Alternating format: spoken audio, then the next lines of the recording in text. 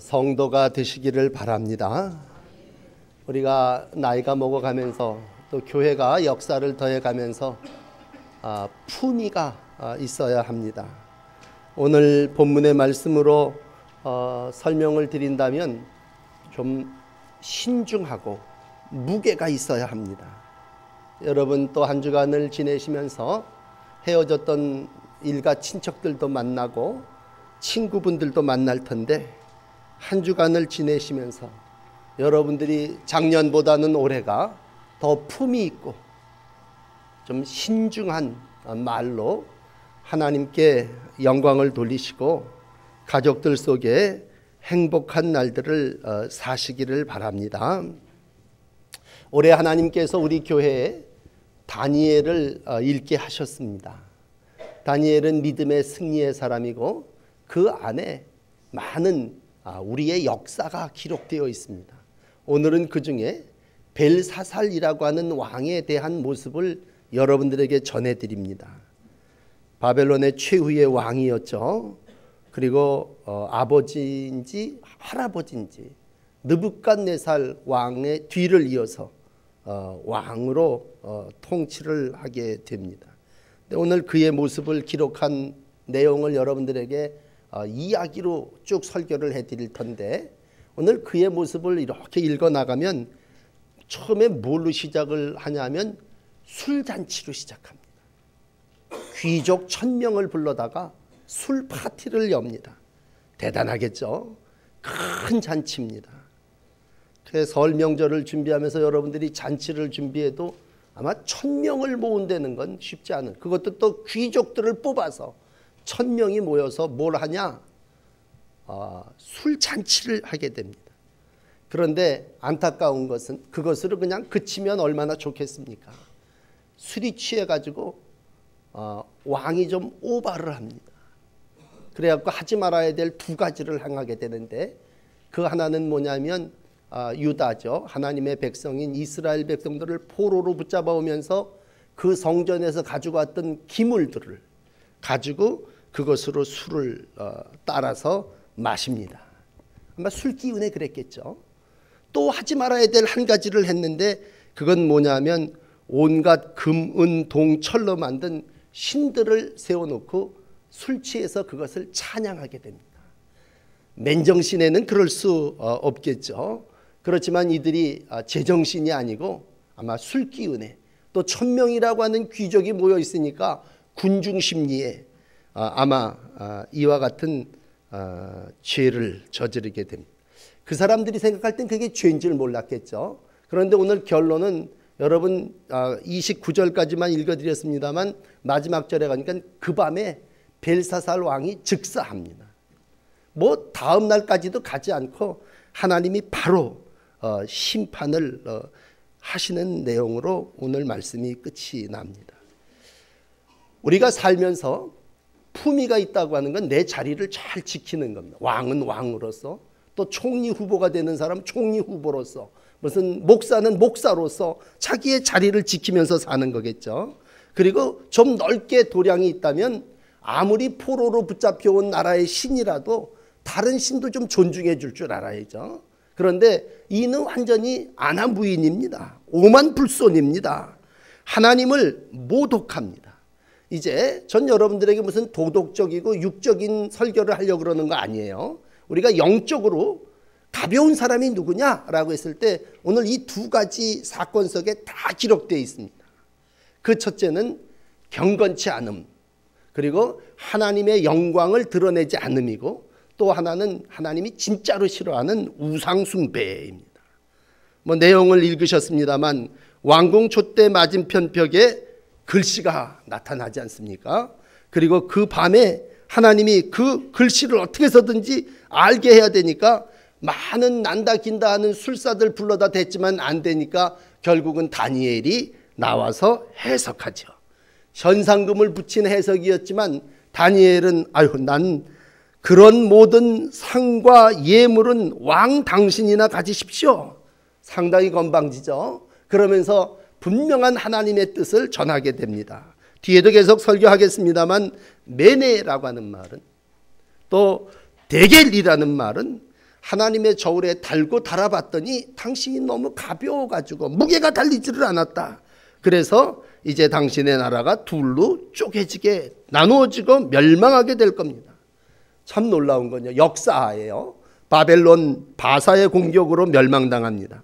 견고하여 난공불락이라고 얘기했던 성이 바사와 메대의 연합군이 수로를 차단하고 유브라데 강물을 막아서 마른 그 수로를 타고 들어가 갖고 밤중에 완전히 그 술판에 취해 있는 사람들을 멸해서 기습 함락됨으로 역사가 끝이 납니다.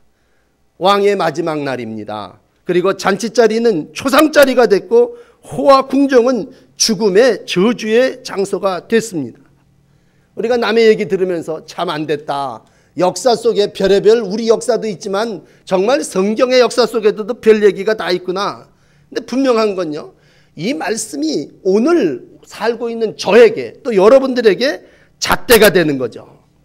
그리고 오늘 본문으로 얘기를 한다면 저울이 되는 거죠.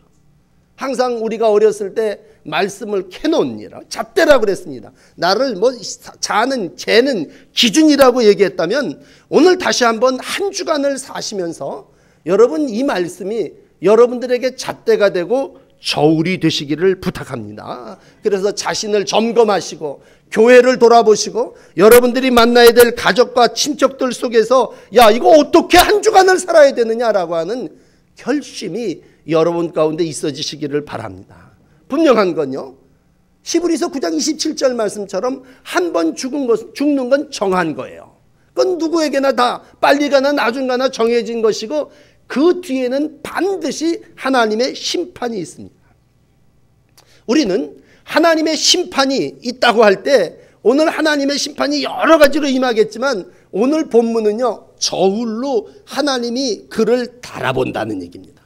느부갓네살이라고 하는 사람이 오늘 대표적인 예라면 하나님이 느부갓네살을 저울로다가 달아본 거예요. 그랬더니 이게 도대체 근수가 달리지를 않는 거예요. 이 땅에서 영적으로 그가 행한 일이 아무것도 없는 거예요. 그렇다면 첫째 그의 잘못은 뭐냐? 하나님께 영광을 돌리지 않았습니다. 하나님이 인간을 창조하신 목적은 첫째, 하나님 영화롭게 하기 위해서 인간을 지으셨습니다. 이미 그 아버지 조부쯤 되는 느부갓네살 왕을 통해서 하나님이 경고하셨습니다. 너 그러면 이렇게 된다.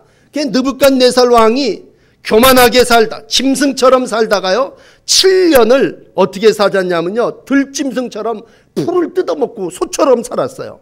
머리와 손톱 발톱이 독수리처럼 돼가지고요 참 묘한 인생을 살다가 죽어서 어부지리로 이이가 왕이 됐어요. 그러면 아버지 할아버지가 어떻게 살았는지 눈으로 보고 야, 하나님께 영광 돌리지 않는 삶이 저런 삶이구나 봤죠. 경고입니다. 여러분, 신문을 하다못해 한 들치더라도요 무슨 사건이 나면 우리가 그걸 경고로 삼아야 됩니다. 그러면 왜 우리에게 이런 화가 심판이 임하느냐? 경고를 무시했기 때문입니다. 그렇습니다.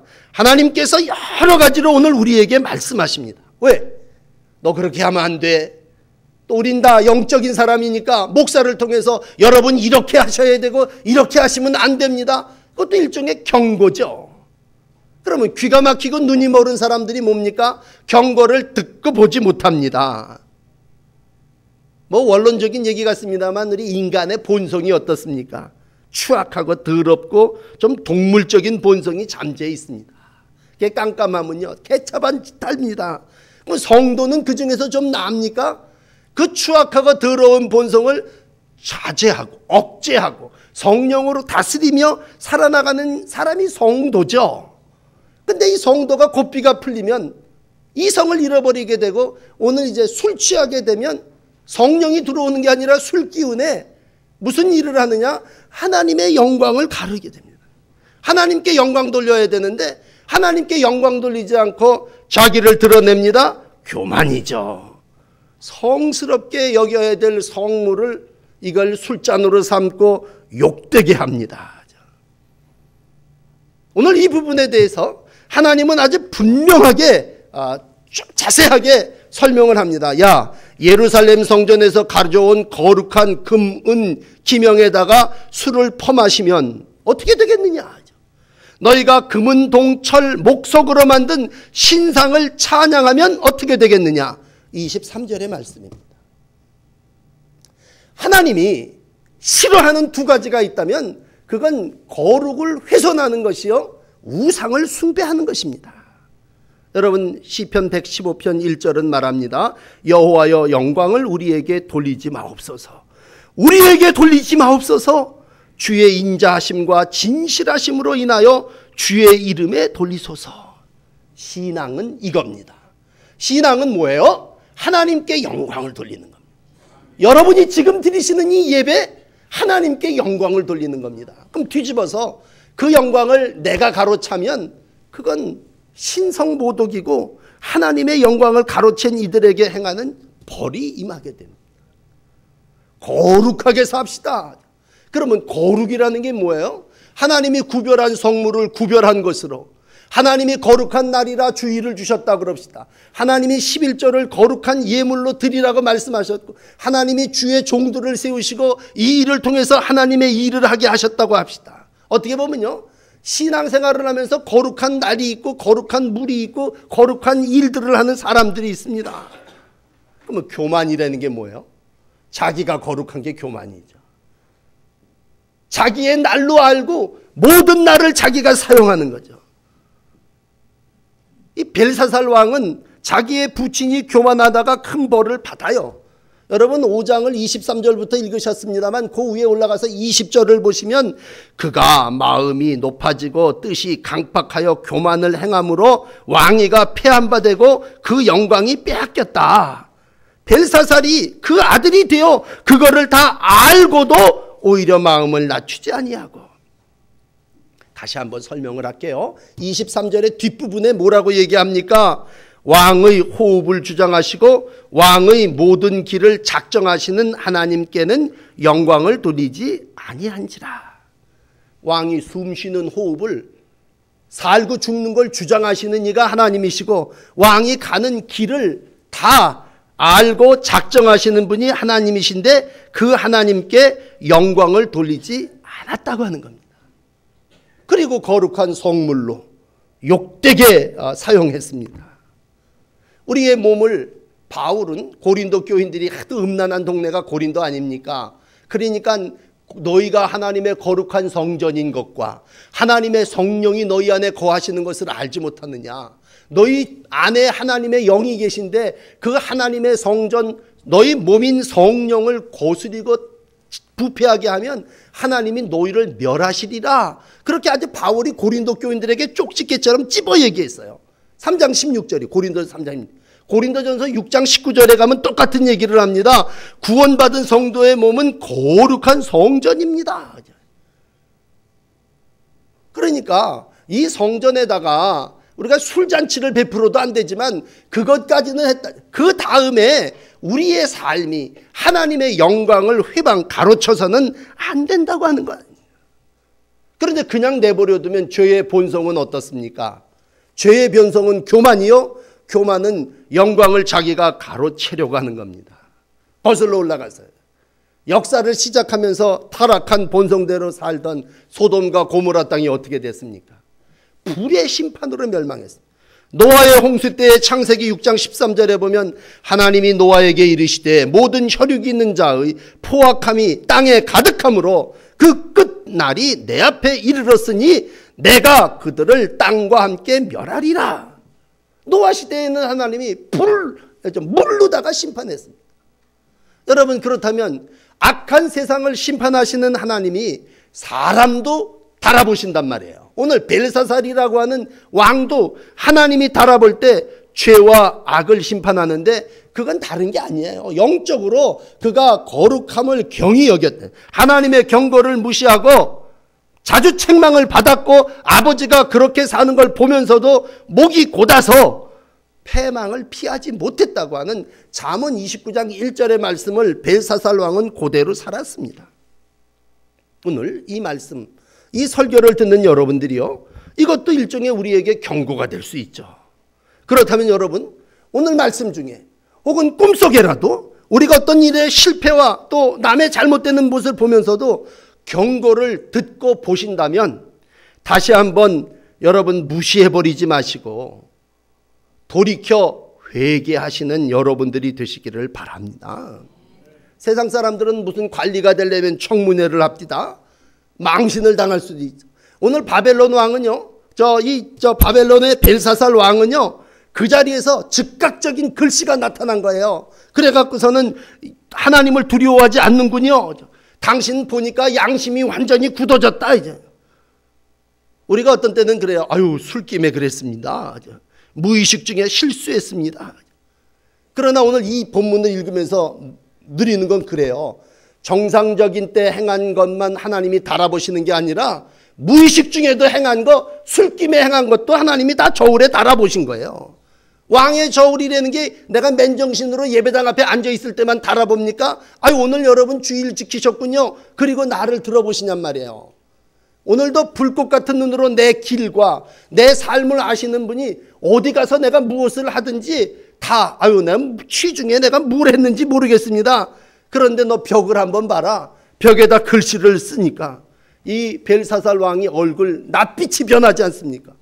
아니, 왕이 뭐가 그렇게 무서운 게 많은지 그 앞에 집에 돌아가셔서 다니엘 5장을 읽어보시면요, 왕이 무릎이 양쪽 무릎이 부딪혀가지고요, 서로 무릎이 떨려서 왕이 사시나무 떨듯 무릎이 부딪혔다고. 아니, 도대체 왕이 겁날 게 뭐 있습니까? 그런데 글씨를 보고 그랬다는 거예요. 메네 데겔 우바르신이라고 하는 거예요. 왕의 저울을 달아보면서 글 달린 근수가 여기입니다. 메네라는 말, 세다라는 말. 이걸 메네 두 번 했다는 건 아주 세다는 거죠. 그러면 데겔이라는 말은 뭐냐? 일본 그대로입니다. 저울에 달아봤다. 그죠? 부족하여 치워버린다. 그런 우바르신이라는 말은 무슨 말입니까? 여기 있는 말씀 그대로 나라가 둘로 나뉘어 메대와 바사에게 준다. 그러니까 다 말을 다니엘이 쫙 해석을 해보니까 뭡니까? 세어보고 달아보니 모자라서 치어 다른 데로 넘어갑니다. 하나님의 심판의 계시입니다. 당신을 달아보고 달아봐서 어떻게 해서든지 좀 봐주려고 그래도 영광을 다 하나님께 돌리지 아니한 거로 하나님이 여러분 벨사살 왕이요 당신을 이제 데려간답니다. 그가 행한 행위대로 사무엘상 2장 3절은 말합니다. 심히 교만한 말을 다시 하지 말 것이며 오만한 말을 너 입에서 내지 말지어다. 여호와는 지식의 하나님이시라. 행동을 달아보시느니라. 어이, 무서워요. 여러분, 우리가 말을 하는데 교만한 말을 하지 말라, 오만한 말을 입에서 내지 말아라. 하나님이 너 말한 것도 다 달아본단 말이에요. 행동까지도 다 달아보신단 말이에요. 내가 뭘 행했든지 하나님이 야, 네가 이런 일을 네 친구에게 행했구먼. 야, 네가 이 설날 가족들이 모여갖고 너희 가족 오랜만에 만난 그이한테 너 교만해갖고 하나님의 영광을 드러내지 않고 너를 자랑하고 드러내며 온갖 오만한 말과 교만한 말로 너를 드러냈구나. 내가 너를 사랑으로 이렇게 다스리라고 몇 번을 1년 동안 얘기를 했는데 너 형제를 사랑하기커녕 형제를 향하여 너 이러한 일들을 행했구나. 재물을 얻기 위해서 그 땅 때문에 네가 형제하고 아주 이간하고 온 못된 일들을 행했구나. 오늘 하나님께서 예수께서 이 땅에서 제자들을 불러 모아놓고 산에 올라가 말씀하시지 않습니까? 일부 예배 때 제가 읽은 말씀 같은 얘기인데요. 우리가 신앙생활을 한다는 거예요. 하나님의 자녀가 누구냐? 하나님의 자녀가 화평케 하는 자다. 그러면 땅을 차지하는 사람은 누구냐? 쌈박질해서 오만해서 남의 걸 뺏는 사람이 땅을 차지하냐? 온유한 자가 차지한단 말이죠. 그러면 하나님의 저울을 달았을 때 하나님이 기뻐하시고 축복하시고 하나님의 은혜를 주는 사람이 누구겠느냐? 화평케 하는 사람이요? 온유케 하는 사람이 아니겠느냐? 여러분들의 모든 행위를, 특별히 선행을 달아본다고 할 때 이건 어떤 도덕적인 이야기를 넘어서서 영적으로 네가 어떠한 행위를 행했느냐라는 얘기죠. 뭐 하나님 앞에 가면 물론 다 상급이 있고 면류관이 있겠죠. 뭐 전도한 이들에게 주는 상급도 있겠고 봉사한 이들에게 주시는 상급도 있겠고 네가 어떤 일들을 행했느냐에 따라서 하나님이 그 사람에게 맞는 상급을 다 주시겠죠. 근데 오늘 안타까운 건 무게가 달리지 못한 벨사살 왕 같은 경우는요, 어떻게 보면 좀 심판이 너무 급하게 이루어진다니. 그리고 하나님이 칭찬하시는 다니엘 같은 경우는요, 그 자리에서 셋째 치리자로 삼는다. 물론 이제 이 꿈을 이 일들을, 글씨를 해석하는 이에게 내가 셋째 치리자, 자기가 둘째 치리자니까 자기 밑에다가 치리자를 삼겠다. 그리고 그 자리에서 얘기하지 않습니다. 다니엘은요, 그 100명이 모이는 귀족 자리에 능히 낄 수 있는 사람이에요. 서열이 상당히 높은 사람이었어요, 그때. 그런데도 1000명이 모이는, 귀족들이 모이는 술 파티에 가지 않았어요.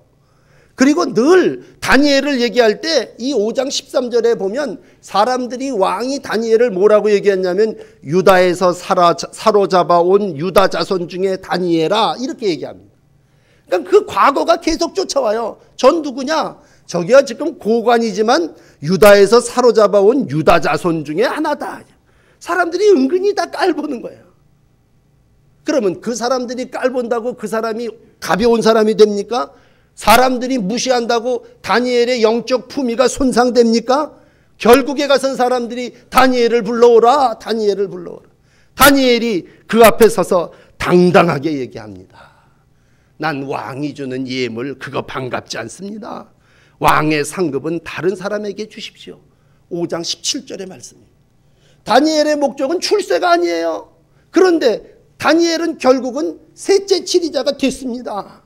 여러분, 참 묘한 건요, 내가 높아지려고 하면요, 그 사람 반드시 내려갑니다. 내가 낮아지려고 하면요, 하나님은 그 사람을 어떻게 해서든지 높이 들었습니다. 오늘 결론은 다니엘이 자주색 옷을 입어요.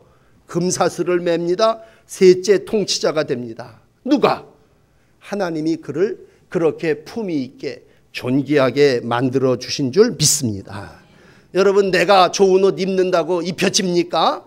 내가 좋은 차 타고 간다고 우리 고향에서 나를 다 우러러 봅니까? 사람들이, 하나님이 우리를 그렇게 봐주셔야 되는 거예요. 그렇다면 오늘 여러분들에게 좀 경고라 그러면 좀 미안합니다만 하나 말씀드릴게요. 하나님은 여러분들의 선악의 무게를 재고 계십니다. 이건 오늘 벨사살만 잰 게 아니라 하나님의 저울에 다 재집니다. 이 설교를 듣는다면 저도 그렇겠죠. 아주 무섭지 않습니까? 그렇다면 당부드리고 여러분들을 축복하며 간절히 부탁드리는 건 가벼운 사람이 되지 마시고 하나님과 사람들 앞에 무게 있는 종이 되시기를 바랍니다.